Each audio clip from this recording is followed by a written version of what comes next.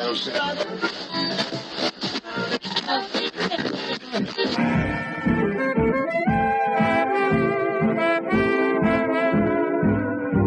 is the Relic Radio Show, old-time radio entertainment still standing the test of time, from relicradio.com.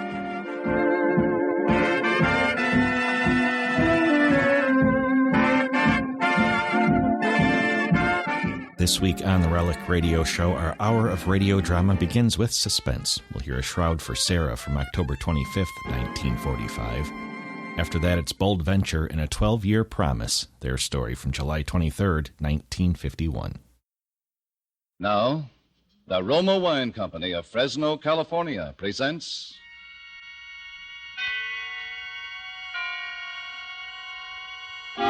Suspense.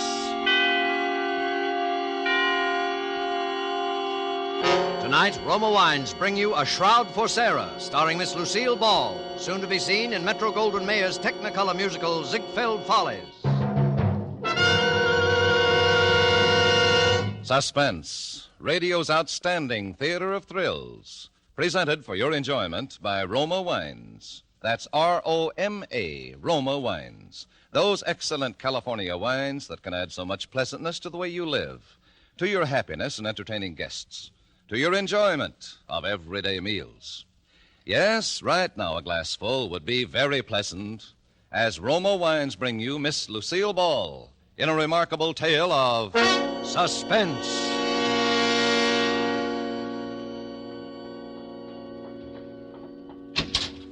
Oh, Sarah? Sarah! Come in, George. How did it go, darling? George, you're trembling. Something went wrong. No, nothing went wrong. You got it then? Yeah, I got it stuffed in all my pockets. Here, I'll dump it on the bed. Here you are, Sarah. 17 grand. 17,000? It's more than we expected. Yeah. George, you're acting queerly. Did everything work out all right? Sure it did. It was duck soup, just like old times, Sarah. Remember how every job clicked? Sure fire when we used to plan them together. George. Yeah? You're lying, aren't you? Sarah, you really love me, don't you? Do you have to ask? Would I have come back otherwise? 10 years is a long time. I thought you'd be changed. I never thought you'd come back like this out of nowhere. I don't even know what you've been doing, where you've been living, what name you're using. You haven't told me a thing about yourself. I will, George. I will, as soon as we get out of this apartment. As soon as we're really together, darling. That's the way you want it, isn't it, Sarah? Of course. Why do you think I never got a divorce? I didn't, you know. I didn't even consider it. No, you didn't. And you could have. You certainly had a right with me up for 5 years on a felony. I'm glad you waited, Sarah. You won't regret it. I'm sure I won't, George. But let's not talk about that now. We have a train to make. You know, Sarah, you're as good to look at as you were 10 years ago. Oh, you're just making talk, George. And you haven't answered my question. I want to know what went wrong. I'd given up hope, Sarah. I didn't expect to see you again. But I came back. I've done 2 stretches, Sarah. 9 years in jail out of 10. I wouldn't have pulled another job if you hadn't shown up. You won't go away again, will you? Only with you, George. Sarah, the scent of your hair. I used to dream of it. Those long nights in jail. Now it's real. Holding you like this. With your hair in my face. George, you're hurting me. Your arms. I'm sorry. It's just that I'm so afraid it isn't true having you again. I want to hold you tight forever. George, what happened? What went wrong? Sarah, I had to kill a man. Well, haven't you got anything to say? Only the obvious. It's murder, then. That changes my plans. Your plans? My plans for us. You're going to stick with me, aren't you? Of course. I didn't come back after 10 years, only to run right out again. And we must think this out carefully. Are you sure you left no clues? Only the gun. I wiped it off clean and left it there. It's a gun I picked up years ago. No way to tack it on me. Fingerprints? Gloves. Well, then there's nothing to worry about. Only if they happen to pick me up on suspicion. I see. Are they after you now, George? Of course not. Nobody heard the shot. There was nobody in the building but that bald-headed bookkeeper. He hadn't gone home. Must have stayed to get his books in shape for the morning. My luck. And you weren't followed or chased? You don't think I'd have come here if they were after me? I'm sorry, George. I know you wouldn't. You're not sore at me, then? We can go ahead just as we planned? Our train leaves in an hour. We'll pick up the tickets at the station. Sarah, it's hard to believe in an hour we'll be on the way to Florida, you and I. Yes, George. Just the two of us. In the warm sun. It's a dream I've had for 10 years in and out of jail. I figured it would always be a dream. You know, it's funny. What's funny? There's a bald-headed man lying dead over there at the finance company. He's finished. And we're just beginning. I never killed a man, Sarah. Never before. You'll do all right from now on, George. You'll forget about that thing. I'll help you forget it. Yeah. But we've got to hurry now. Put your hat on. And I'll go over and pick up the tickets. I thought we'd go to the station together. Well, silly, I've got to dress. Yeah, well, the Sunset Limited leaves at 8 o'clock. There's only an hour. I know. I'll dress and pack and meet you in 30 minutes at the train gate. Have you any money? Here, take some of this. I'll put the rest in the valise and bring it in a cab so it won't be found on you if anything happens. Why didn't you come back before, Sarah? I didn't realize it till this minute. I've been like an orphan for 10 years. Kiss me? Now, that's all, George. You've got to hurry now. Yeah. Remember, the Sunset Limited at the gate. I'll remember. And don't forget to clean out the desk. I'll take care of everything, George. Now, hurry.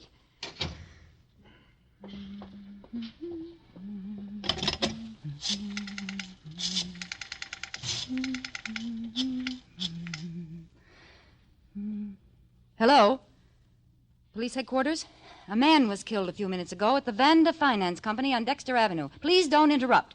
If you go to the LaSalle station, you'll catch the murderer at the Sunset Limited train gate. His name is Monk, George Monk.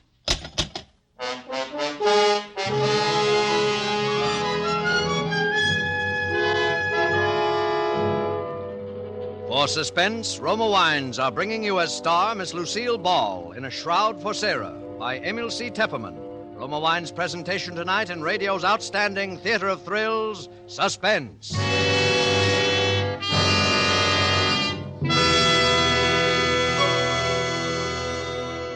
Between the acts of Suspense, this is Truman Bradley for Roma Wines.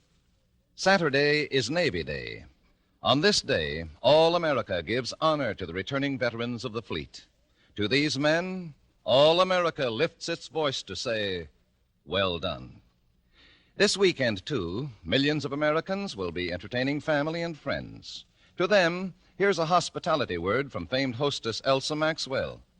My guests compliment me when I make delicious Roma California sherry first call for dinner. It's the perfect appetizer before the meal, served cool. Yes, Miss Maxwell, Roma sherry is most delightful later in the evening, too, when friends drop in, especially when served with tasty snacks. For glorious gold and amber, Roma sherry is a happy, mellow wine with natural fragrance and cream-rich, nut-like taste. So good because Roma sherry, like all Roma wines, is born of luscious grapes gathered at peak of flavor in California's choicest vineyards. Gently pressed, then unhurriedly guided to delicious perfection by Roma's ancient winemaking skill. Bottled at Roma's own famed wineries. That's why all Roma wines are true wines, unvaryingly good always. Remember, because of uniformly fine quality at reasonable cost, more Americans enjoy Roma than any other wine. Insist on Roma, R-O-M-A, Roma wines.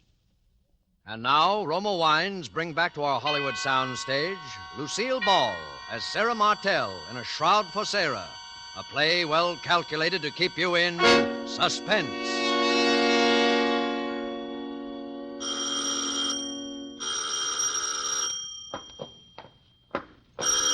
Coming. I'm coming. Oh, I knew it was you, Sarah. Only you would ring so insistently when you know I'm handicapped by this infernal crutch. Good evening, Peter. How's our next governor? Aren't you going to kiss me? I've been away 3 days.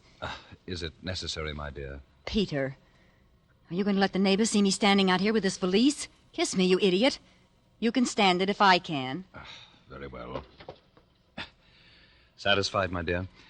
Now that we've performed for the neighbors, shall we go in? The city's underworld, it appears, has broken out again with a new wave of violence, robbery, and potential... I see you've moved the radio again. I moved it nearer the easy chair. This crutch makes it hard for me to get around. I hope you don't mind, my dear. I mean, it's being more convenient for me. Is that the news? I want to hear it. Police are seeking George Monk, an ex-convict who shot and killed the finance company bookkeeper and escaped with $17,000 in cash. What do you want to turn that The up bookkeeper for? had It's evidently nothing been but a surprised sordid by the murder. Oh, shut up. and shot without warning.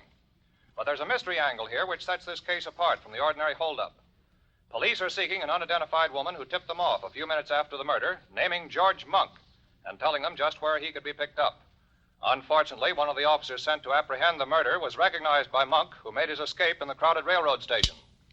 What's the matter, my dear? Why did you turn the radio off? You look as if you'd seen a ghost. Leave me alone, Peter.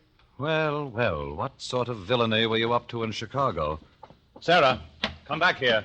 Where are you going? I'm going up to my room. I want to unpack. Good night, Peter. Burglary in Chicago. A mysterious woman who tipped off the police. Just a moment, Sarah. I said good night, Peter. $17,000. Sarah, I want to know what's in that valise.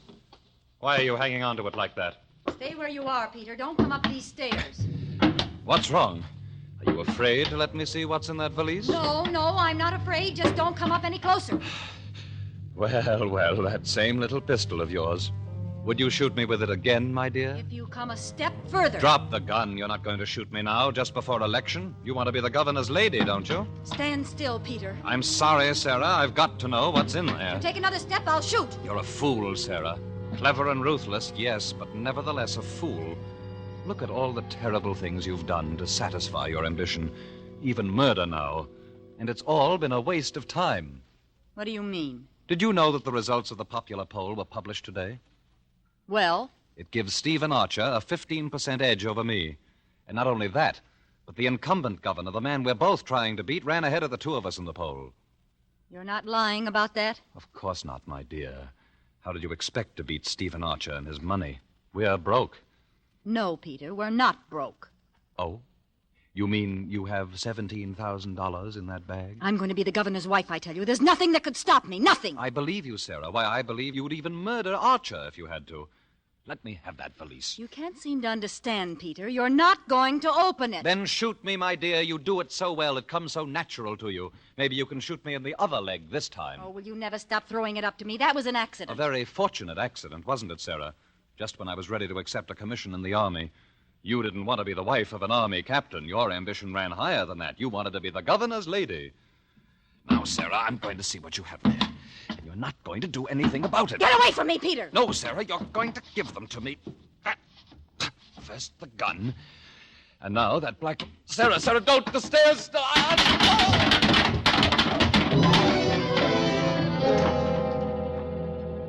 Sarah. Oh, Sarah.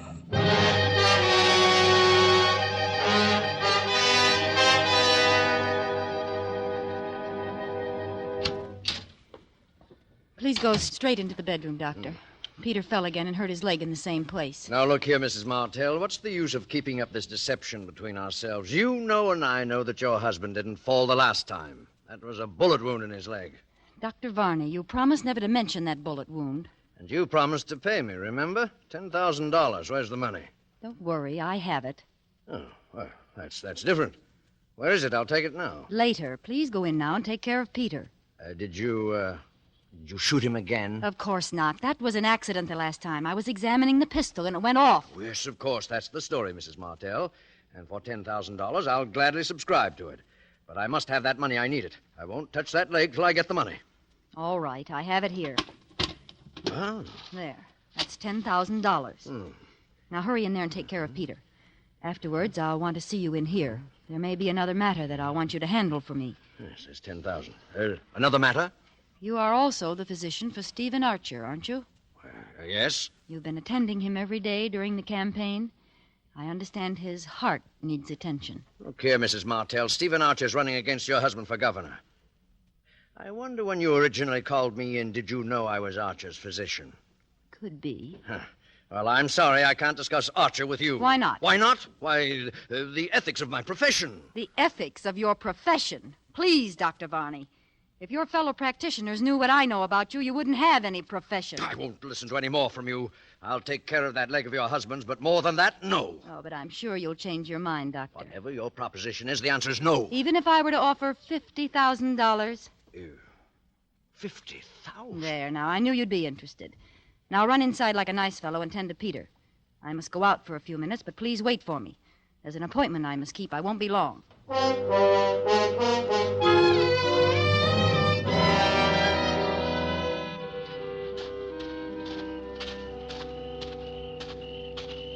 Mrs. Martell? Yes? Right here. Good evening, Mrs. Martell. Park is rather a dark place to meet, isn't it? I thought it would be best this way. Especially if we're going to discuss the things you hinted at over the phone. Mr. Archer, let's come to the point quickly. Do you want to win the election? Frankly, yes, very much. Would it be worth money to you? A great deal of money? Just what is your proposition? You're a wealthy man. Would $100,000 be too much to pay for the governorship? 100,000? I've spent several times that much on the campaign already, but I don't see how you could deliver the election.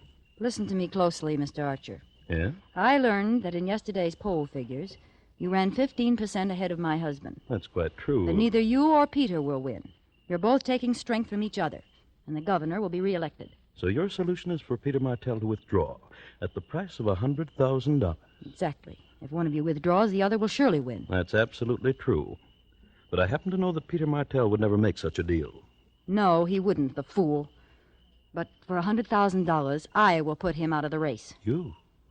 Would you believe it if I told you I hated that man's very shadow? I have heard rumors here and there. I want to leave him. I want to be rid of him forever.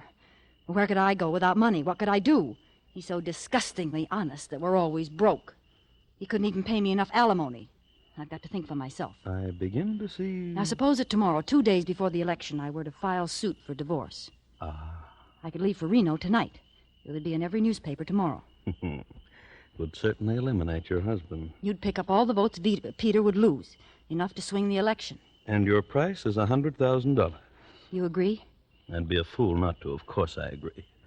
The moment you file your divorce papers in Reno, I'll have $100,000 credited to your account wherever you specify. No, I must have it in advance. No, my dear Mrs. Martell. In advance. It's out of the question. How do I know you'll go through with it after I pay you? And how do I know you'll pay me after I go through with it? Don't you trust me? Do I have to answer that? It looks like a deadlock. I'll tell you what I'll do. I'll take half now and the other half in Reno after I've filed the papers. $50,000 tonight, eh? It must be tonight. I'll leave in the midnight plane. Surely you have the cash available in a campaign like this. Yes, of course I have the cash. That seems to be the only solution. It's a deal, Mrs. Martell. You'll get the money now? At once. Wait here. My home is just across the park. I'll be back in 5 minutes. But just as a precaution, I'm going to note down the serial numbers of the bills I give you. If you aren't in Reno tomorrow morning, I shall report the money stolen. Don't worry, Mr. Archer. I promise you. After tonight, there won't be anything to worry about.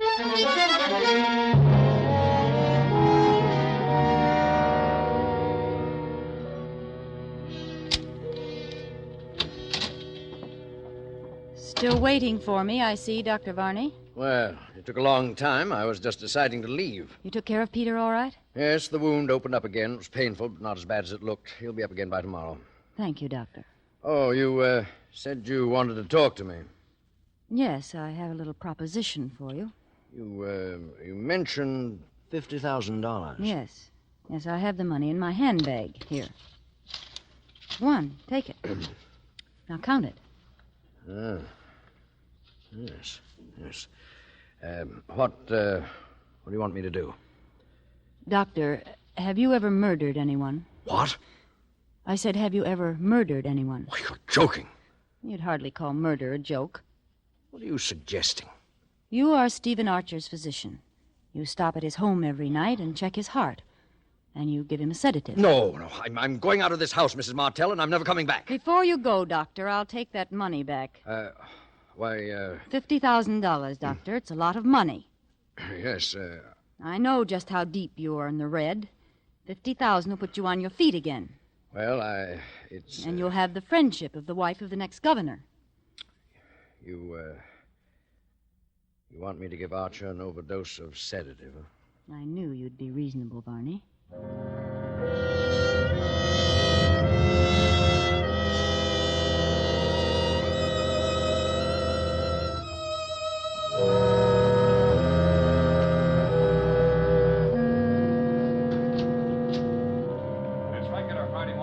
Good morning, my dear. I see you're at the radio already. Aren't you up early today? I thought all the Borgias slept late. I wanted to hear the news. Indeed. Could it be a person by the name of George Monk that you're so anxious to hear about? What do you mean? Why do you mention that name? The black valise, my dear. Remember, I'm still anxious to know if it contains $17,000. Have you taken the newspaper in yet? No? Well, I'll get it. There'll be something in this morning's paper that I'd like you to see, my dear. Stephen Archer, candidate in the three-cornered race for governor, was found dead in his bed, apparently from an overdose of sedative. All indications point to accidental death, except for the fact that a large sum of money was missing from the safe. However, if the money was stolen, it'll do the thief no good, for the serial numbers were carefully noted down on the desk pad on Mr. Archer's desk. What was that? Archer dead? Yes. Sarah, I read the signs of your fine Italian hand. Did you have a hand in it? Peter. So now Archer's votes will drop in my lap, huh? You'll be governor, Peter. Sarah, I think I'm going to kill you. Put that crutch down! No, my dear. You needn't run away. I was just rehearsing. I'm not ready to kill you yet. Perhaps someone else will do it first. I'm going to wait for the result of my experiment. Experiment? What do you mean? See, here. What? What is it, Peter? Just an ad in the personal column. I had it inserted in every newspaper between here and Chicago. Let me see that. It's the first ad in the column with display space around it. I wanted to make sure it was seen by the right person. Read it, Sarah, read it. All right, if it makes you happy, I will read it. George, was her name Sarah? Or did she use another name? I mean the one who left with the little black valise and all the money in it.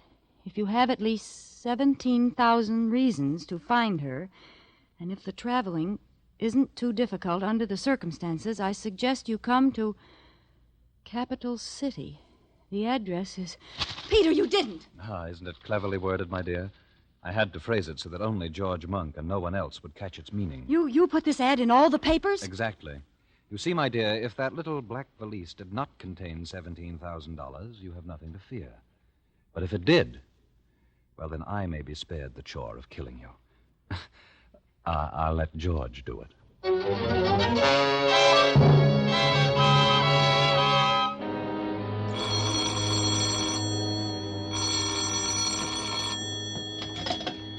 Hello? Mrs. Martell? Who is this? Dr. Varney. Oh. What do you think it was? I thought... Never mind. What do you want, Varney? Don't you know? I think you're pretty clever, don't you? What do you mean? That was Archer's own money you gave me last night, that $50,000. Varney, are you insane? Don't you realize you're talking over an open phone? I only realize I murdered Archer for you for nothing. That $50,000 I can't use. The serial numbers have been broadcast. My dear Varney, I haven't the faintest notion what you're talking about. How clever you are, Sarah Martell. How clever. And how dangerous. Yes, too dangerous to live.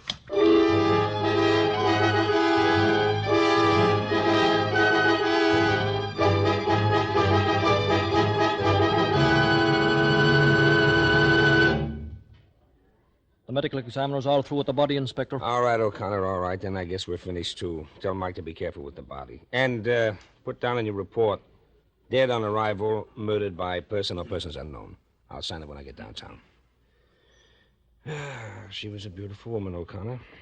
It's a tough way to die. A tough way indeed, Inspector. How's Mr. Martell taking it? Like a trooper, sir. Here he comes now with his doctor. All right, O'Connor, I'll see you downtown. Yes, sir. Goodbye, Inspector. Are you pretty near through, Inspector? Yes, Mr. Martell, the boys are taking the body away now. May I say, Mr. Martell, that you have my deepest sympathy in this bereavement of yours. Thank you, Inspector. Oh, by the way, do you know Dr. Varney? Oh, yes. How do you do, Doctor? How do you do? A ghastly business, Inspector. Yes, indeed, and we'll do everything in our power to lay that murderer by the heels.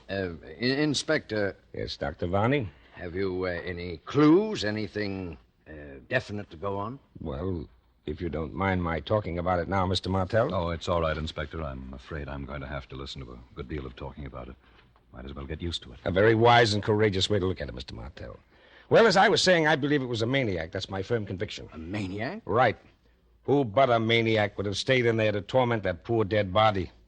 Can you imagine a sane man first choking her to death with his hands, then stabbing her with some keen instrument, then bashing her head in with a blunt instrument?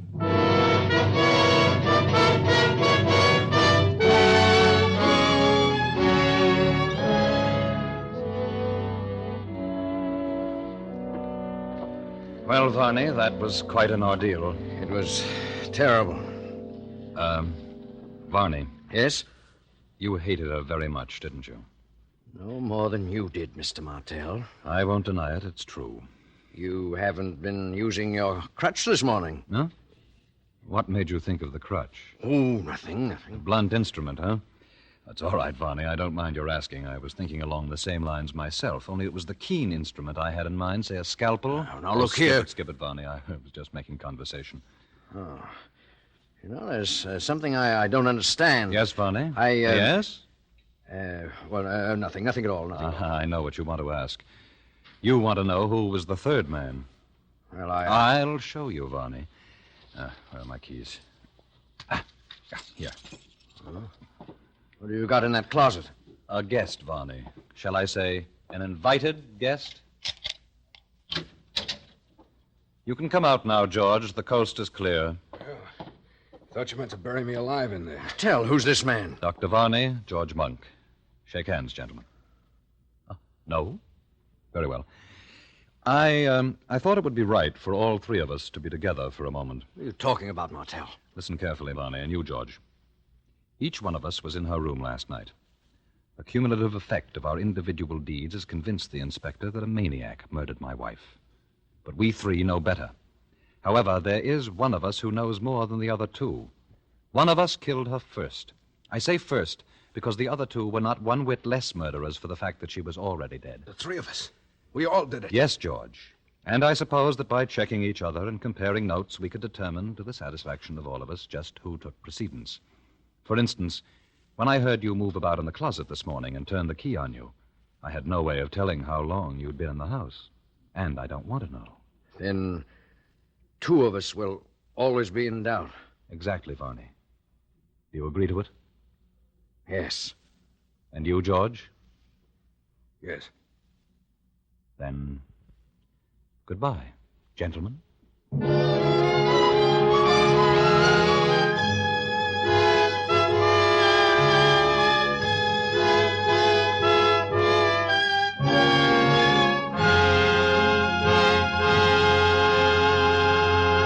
Roma Wines have brought you Lucille Ball, a star of A Shroud for Sarah. Tonight's study in Suspense.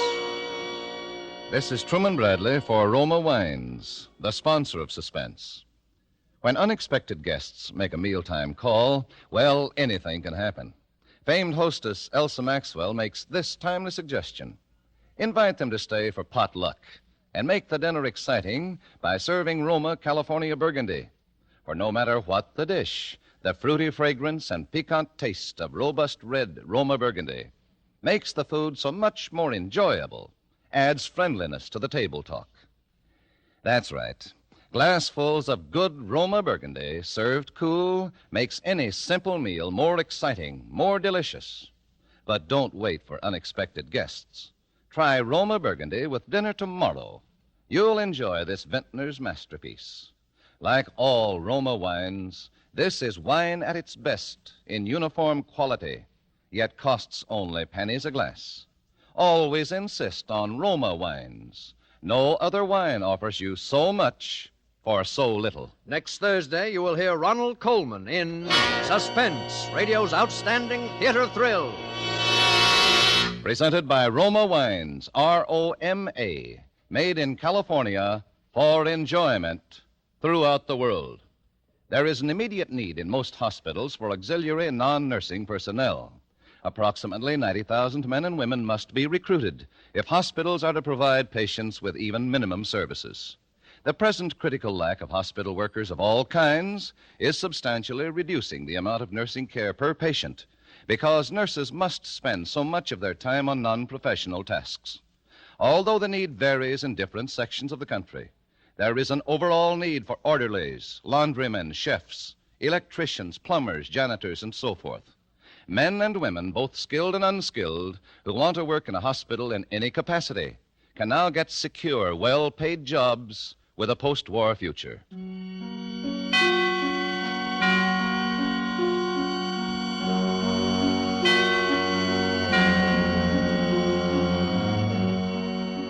This is CBS, the Columbia Broadcasting System.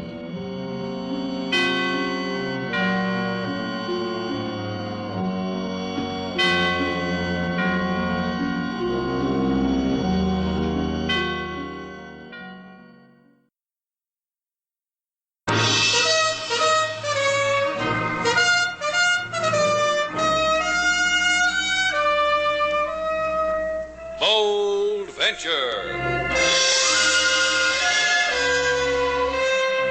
Adventure, intrigue, mystery, romance, starring Humphrey Bogart and Lauren Bacall.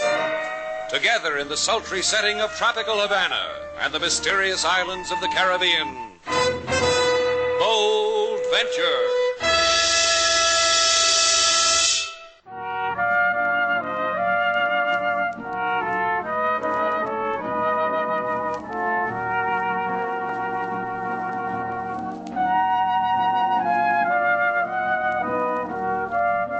Once again, the magic names of Humphrey Bogart and Lauren Bacall bring you Bold Venture and a tale of mystery and intrigue.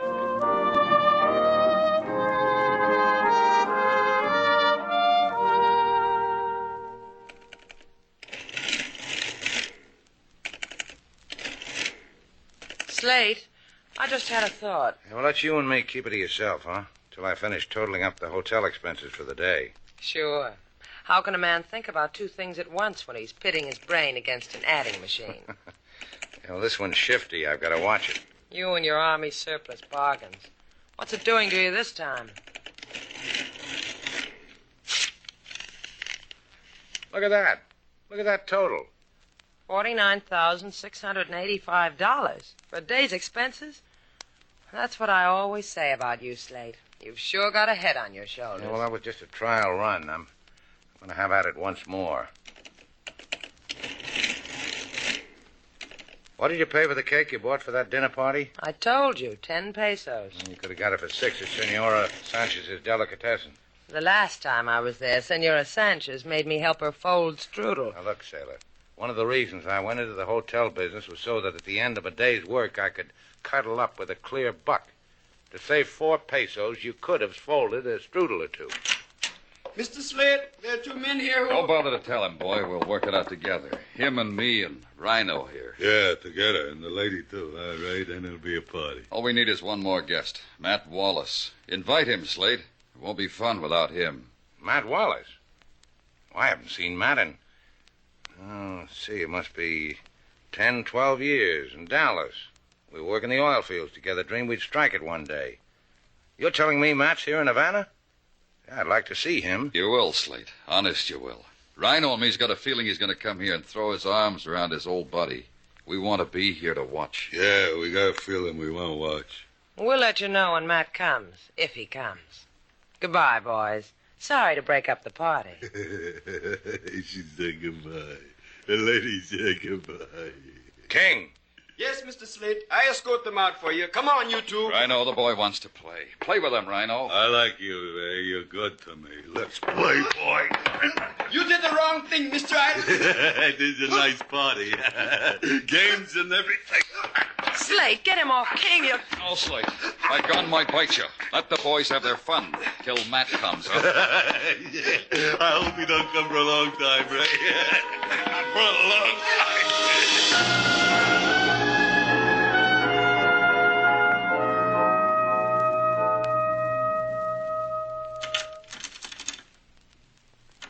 Ray? Ray, is that you? I'm in the kitchen. Well, how did... Oh, Matt. You came back. I won't ask you anything about Ray. What do you want? You're my wife, Vi. I want you to listen to me. About what? Let's give Shannon all of it, Vi. Oh, you're crazy. Listen, Vi, we don't need it. Deed the oil strike to Shannon. Get out of here. Go someplace. There's a million places, Vi. I'll show them all to you. We haven't given ourselves a chance. You'll see. Just tell me a thing, will you? What's Slate Shannon got to do with you? 12 years ago, we gave each other a promise. You're crazy, Matt. You really are. The man I took for a husband is out of his mind. You don't know Shannon. He'd have done the same for me. He'd strike oil and give you half for a 12-year-old promise? Shannon would. Oh, if you'd only tell me where, Matt. Just tell me where you made the strike so I'll know. In case anything happens to me, forget it. I try to all the time. I can't sleep worrying about something might happen to you. Oh, Vi, listen to me. Just listen. You'd better get out of here, husband. All right. To Shannon. Like I said I would. I hope you make it, husband.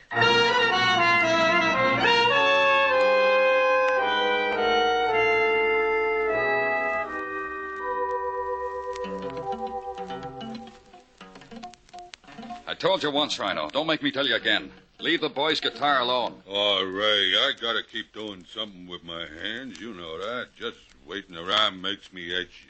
Don't pout, Rhino. Maybe you'll find you someone else to beat up, to fill in the gap, till Matt Wallace gets here. You'd do that for your boy, wouldn't you, Ray? Toss him a bone like that? Any time he cries for it. You'll remember, huh? How can he forget? You always referee Rhino's matches with a gun, Ray? In some crazy places, that could be called no contest. My boy's fast, but sometimes he's outweighed. The gun evens it up. I have to take care of my boy. King could take him in a round, couldn't you, King? He's strong, Mr. Slate. It might take longer than that. You're a smart boy. Rhino cut you to pieces. People, Rhino is smartened up that way. Still, I'd like to match you two for real sometimes. But some other time. Well, look who's here. Hello, Matt. You kept us waiting. Slate. It's been 12 years. I counted them. Me too, Matt. Meet your reception committee, Matt. Ray and Rhino. Funny songs, witty sayings. Ray? I've heard that name. A little while ago, my wife called me Ray. A woman gets confused sometimes. Ray, Matt, close enough. This won't take long, Matt. What we've been waiting for. Just tell me where you made the oil strike, and we can part friends. You made a strike, Matt? You come to tell me that? Yeah, kid. All those years, I finally made it. But it's just for you and me. No one else. Hear that, Rhino? It's gone to his head. The man's oil happy. Yeah, to his head, oil happy. Tell us where you made it, Matt, or I'll sick Rhino on you. Cost me too much. Cost me too many years. You'll have to... Rhino! Yeah. Oh, Slate, You fool, Rhino. You crazy, stupid fool. Why'd you shoot him? We'll never... You told me. You said... Let's get out of here, quick. King, help me with him. He's alive, Lady Sailor. We get him to doctor. Take care of him. I'm going after them. Wait. There's a piece of paper in my pocket. Slate's hand. It belongs to it. Tell him I get the doctor. Get a police doctor, King. It's more in his line.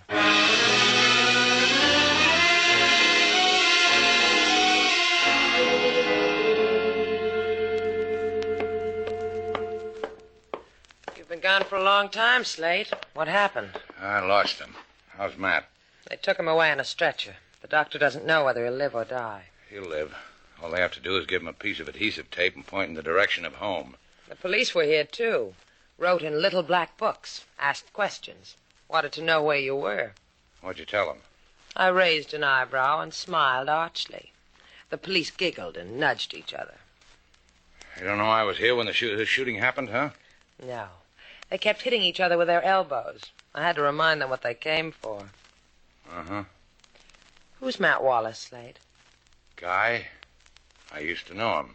He gave me something for you. Here. This. 16 Avenata Charles, Havana, Cuba. I, Matt Wallace, do hereby deed to Slate Shannon. He's giving you 50% of an oil field. I read it. What are you looking out of the window for, Slate? Slate, I'm talking to you. You say something? Who's Matt Wallace? Why did he... 50%. Oh. What's the matter with you? Who's Matt Wallace? What's all this about? Okay. You imagine a guy like that, sailor? Like what? 12 years ago, Matt and I worked the oil fields together. 12 years ago, we gave up, Matt and I. We shook hands. We told each other if we ever hit, half of it would belong to the other. Then we walked away. What do you know? Matt remembered. An oil strike. Hey, where are you going?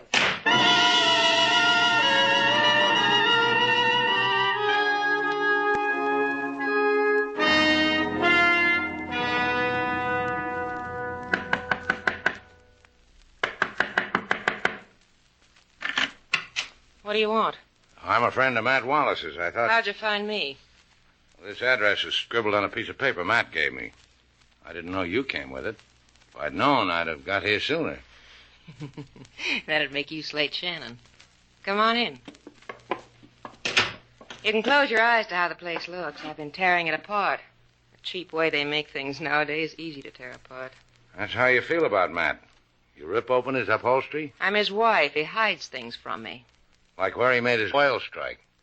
You see right through a girl, don't you, Slate? The things she wants, the people she wants to divvy him with. Now, you take me. I'm not like that at all. Matt says I get half. There's a pact we made. I'm selfish. I don't want to share it with anybody. Oh, but you will with me. For a reason I've got. That's a good reason. Now try me with another one. You're a lot like Matt. You have to be bled for your secrets. Ray. Glad you joined us, Ray. I've been looking for you. Want me to do something for you, Vi? The man's got a tight mouth. Take him someplace and it'll loosen it for him. Anything for you, sugar. It'll be easy, Slate. I'll take you to Rhino. You can ride along on this gun. Sorry, Vi. The man's got me over a barrel. Bye, sugar.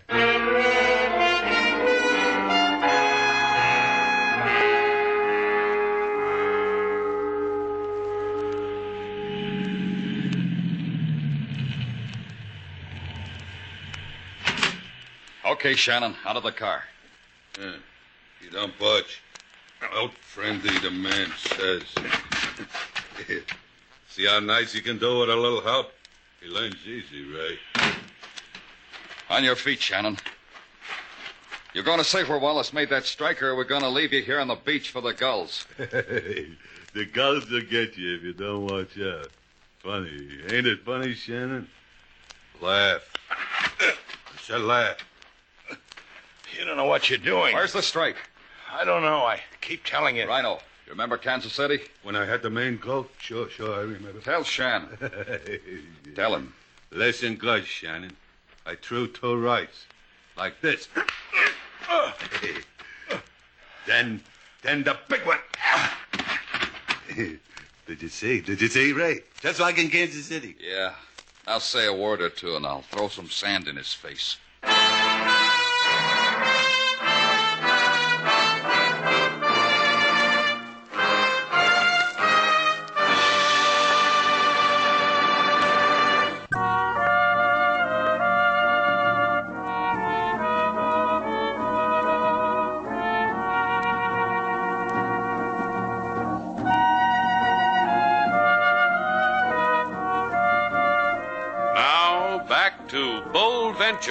Our stars, Humphrey Bogart and Lauren Bacall, and the second act of our story.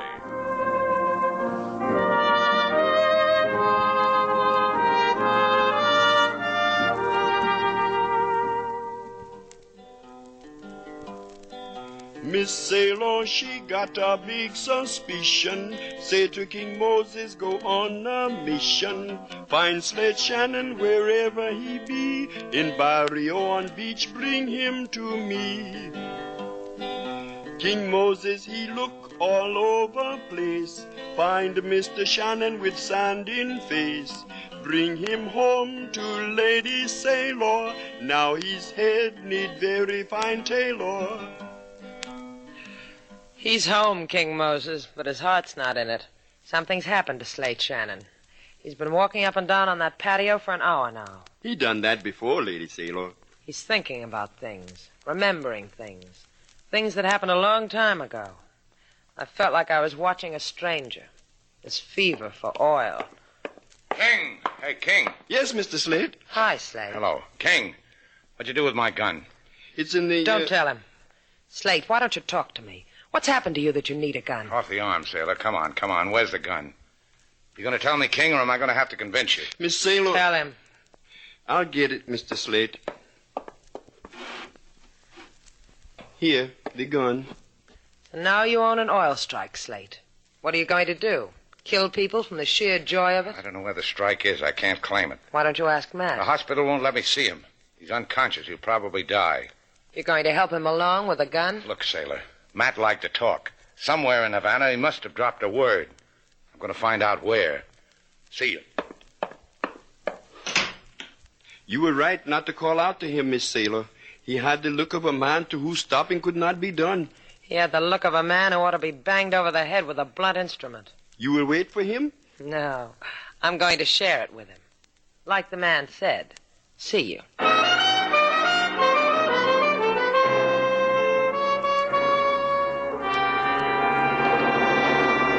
You loused it, Ray. You and your ape Rhino loused Be it. kind to us, Sugar. If Slate didn't spill after what Rhino did to him, he never will. You should have been there to see me, Vi. I was going good. It's just that the punk washed out on me before And what I you could... did to Matt. That was bright, too, huh? Shutting his mouth with a bullet. Here he's in a hospital, alive.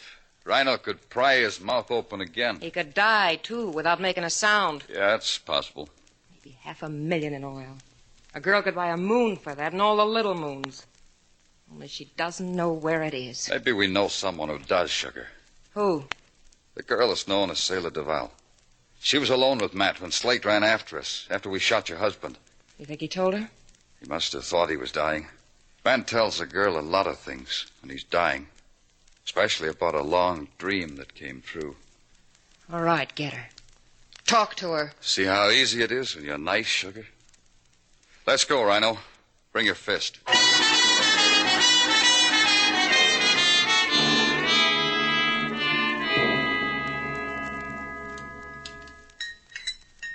Gee, Senor Shannon, such a man as you described was here to eat on my blue plate. And what did he say? What did he talk about? Senor. You don't have to get cagey with me, Pedro. What did he tell you about the oil? Aye, the oil, he said not too much on the salad. I'm going to have to beat it out of you, Pedro. Senor, you have bets where the bells are wrong. Nice going, brave man. 6 more inches and Pedro will top 5 feet. What do you want, sailor? I'm worried about you. Do something clever with a handkerchief. Cry in it.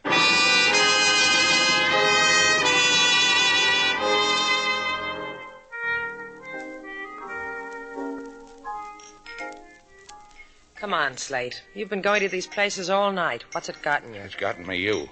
Stop following me. Get out of here. Slate, you've got to listen to me. I don't have to listen to you. I don't have to listen to anybody. Get out of here. All right, Slate.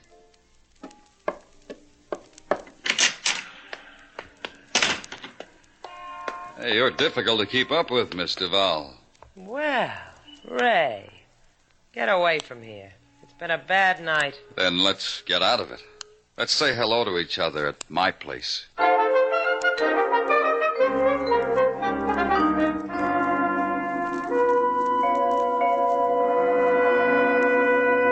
It's not much what we ask, Miss Duval. Just a few pretty words out of your pretty lips. Yeah, pretty lips. Why, Rhino, I didn't think you cared for things like that. I thought with you it was just broken bones. Anyone's, Miss Duval, even yours. Isn't that so, Rhino? Stop putting words in the man's mouth. Even yours, Mr. Val, just like Ray said. Just tell us what Matt told you. As near as I can remember, all he did was groan. And after that, he told you where he made his oil strike. After that, all he did was groan. Like this. That's a good word. You pronounce it good. But Rhino can teach you to do it better. I'm with you, kid. Sure he could. But it's all Matt told me. Maybe it is. Maybe Slate Shannon would be a better teacher. Better than Rhino, even. You're going to get Slate to beat me up? Just to die for you, Mr. Val. That's all we'll ask him to do. Just die. Right in front of you.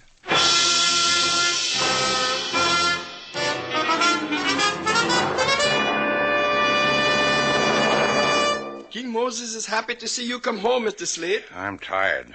And Miss Sailor, she is very tired, too? Sailor? Did she not come home with you? No, isn't she home? Maybe she still look for you. She found me a dozen times. I finally got rid of her.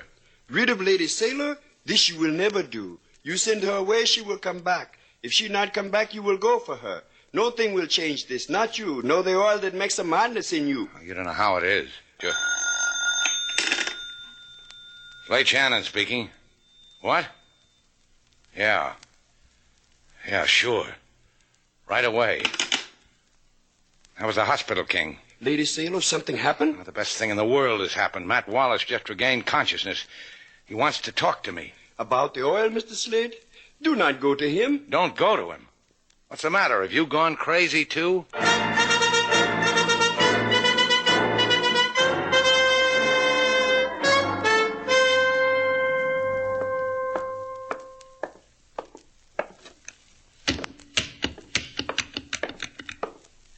Hi, Matt. They treating you good? Yeah. Took a long time coming to see me here in the hospital. They wouldn't let me in. Said you were unconscious, said you were dying. Where is it, Matt? Where'd you make the strike? What's to laugh? We wasted the sweet part of our lives looking for oil. You found it. Half of it's mine, like we agreed. Like we made a solemn oath. I won my half, Matt. There isn't any oil. Never was. It's a game I played with myself. You're lying. You don't want me in on it. You're wrong. There's a hole in Brazil. A deep, deep hole. With brine at the bottom, salty to the taste. Take it, kid. It's yours, all of it. What are you talking about? Did a lot for me, Slate, that empty hole in the earth. I told her I'd struck oil someplace in South America. Kept my wife loving me. I held its promise up to her nose. For that, she loved me. For that, she tried to get me killed. Yeah, but the deed you gave Sailor, what kind of a thing was that to do to me? I thought you'd help me, Slate. Help me keep up my little game so my wife would keep on loving me.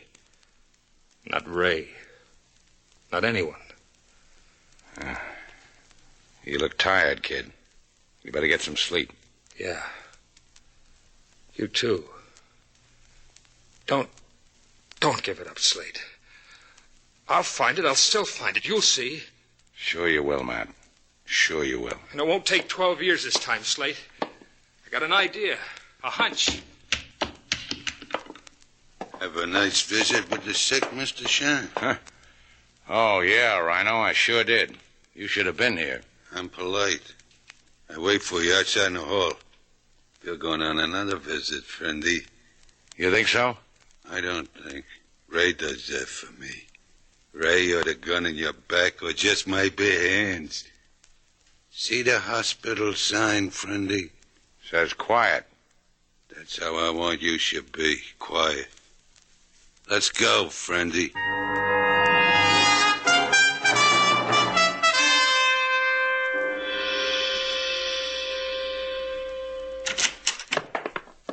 Hey, how'd you get here, Sailor? When you threw me away, a man came up and took my arm. I'm sorry for that. Slate, Yeah? go shove your head in a derrick. Miss Duval says she doesn't know where the oil is either, Shannon. Why bother her? I know. You didn't know a little while ago. Man gets older, he learns more. It works this way, Shannon. You tell me where the oil strike is, you and the girl here join hands and skip all the way home. If I don't, you kill me, huh? Both of you. You and the lady. One at a time. Rhino can do it without blood. Yeah. Yeah, he was telling me on the way down. 20 fights, 18 knockouts. One man died. Yeah, one man. Where'd that happen, Rhino? Toledo, my best fight. I wish I could have been there watching you. I'll bet you were great. Hey, they never forgot me in Toledo, did they, Ray? Where's the strike, Shannon? I wish you could have seen the newspaper clippings. Me too. You're going to say where, Shannon? They talked about it, wrote about it, took my picture with a movie actress. They called her a starlet. I was great in Toledo. Show me what happened in Toledo. Huh? Shannon, what are you building? Come on, Rhino. Show me a great fighter like you. Show me on Ray so I can see what happened. Take him, Rhino. Take Ray like you did with that guy in Toledo so I can see what you did. Yeah. You're crazy. You punch-drunk crazy man. Stay away from me. I just want to show him, Ray, it was like this. The old corkscrew. You maniac. Keep away. Then the one toe. Rhino! Then downstairs. In the ask. That's how I was in Toledo. The other guy laying on the deck. But the other guy didn't even get to me. Not like this. Not. You're such a smart man, Slate. You open your mouth and people drop like flies. I'm not done yet. There's another one, a woman. Vi Wallace? What are you going to do to her? Just mention her name to the police. Go on home, Sailor. You told me that before. Look what happened. I told you I was sorry. You can stay if you believe me. I believe you.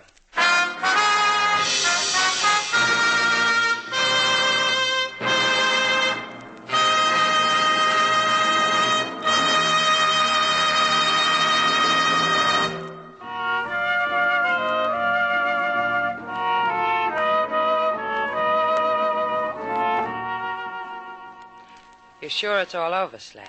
The oil, the fever for it. Who needs oil? I've got everything I need. Like what? A hotel, a boat, a friend, King Moses. What else? You. That's my old slate. See what it gets you? Yeah, sure. What'd you say, sailor? You've got a faraway look in your eye. They're wildcatting oil in Brazil. I read about it. You going to Brazil? Goodbye. How can I go when I've got you around my neck? No, you haven't. Give me your arms. Now I have. Better than wildcatting. I don't know. I never kissed a wildcat.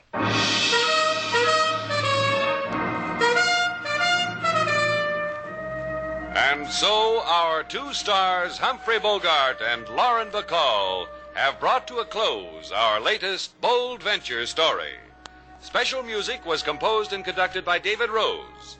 May we invite you to listen again next week at this time for another exciting adventure starring Humphrey Bogart and Lauren Bacall together in Bold Venture.